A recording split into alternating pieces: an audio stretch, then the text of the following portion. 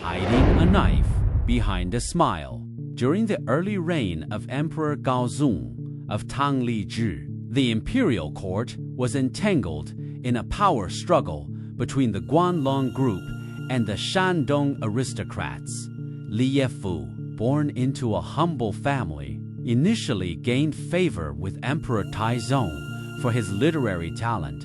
However, in the early years of Emperor Gaozong's reign, Li Yifu offended the faction led by Jiangsun Wuji and was demoted to prefect of Bizhou. At this time, Emperor Gaozong sought to depose Empress Wang and install Wu Zetian as his new empress, a move vehemently opposed by senior officials like Jiangsun Wuji and Chu Suiliang. Li Yifu astutely seized the opportunity, submitting a late-night petition to support Emperor Gaozong. This act earned him a position as an early ally of Wu Zetian, and he was promoted to Vice Minister of the Central Secretariat, embarking on his path of hiding a knife behind a smile.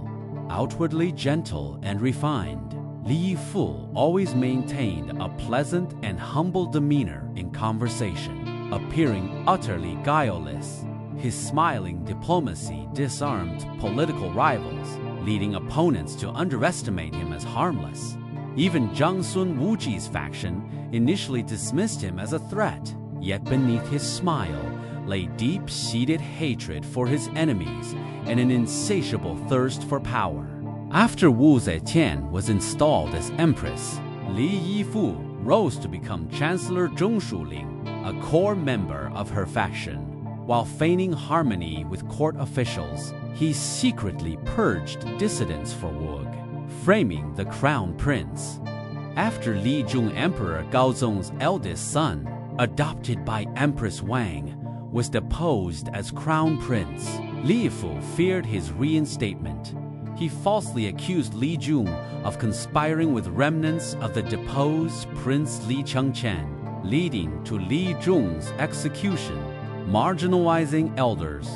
Toward critics of Wu Zetian like Han Yuan and Lai Ji, he offered superficial reassurances, while covertly directing allies to fabricate charges, resulting in their exile to remote frontiers. Selling official posts, he openly accepted bribes to appoint officials, even crafting promotion roadmaps for buyers to whistleblowers. He greeted them with smiles before promptly imprisoning them. Li Yifu's smiling knife tactics briefly made him omnipotent, but his overreaching ambition exposed his flaws. In 663 AD, Emperor Gaozong uncovered his corruption. Yet Li Yifu, still smiling, begged Wu Zetian for rescue and even threatened investigators.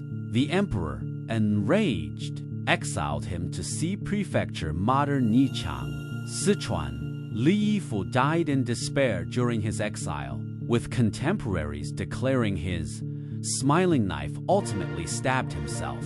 Stratagem analysis. 1. Mastery of psychological manipulation. Li Yifu understood that in early Tang, where aristocratic clans dominated, humble-born officials showing ambition invited suppression. Thus, he weaponized smiles as camouflage to lower rivals' guard, embodying the 36 Stratagems axiom. Appear submissive to numb their vigilance, plan covertly and strike when prepared, leaving no room for counterattack. 2. Covert power leverage. By aligning with Wu Zetian and riding the political wave of deposing Empress Wang, he masked personal ambition under the guise of supporting imperial authority, making his true motives imperceptible to enemies. 3.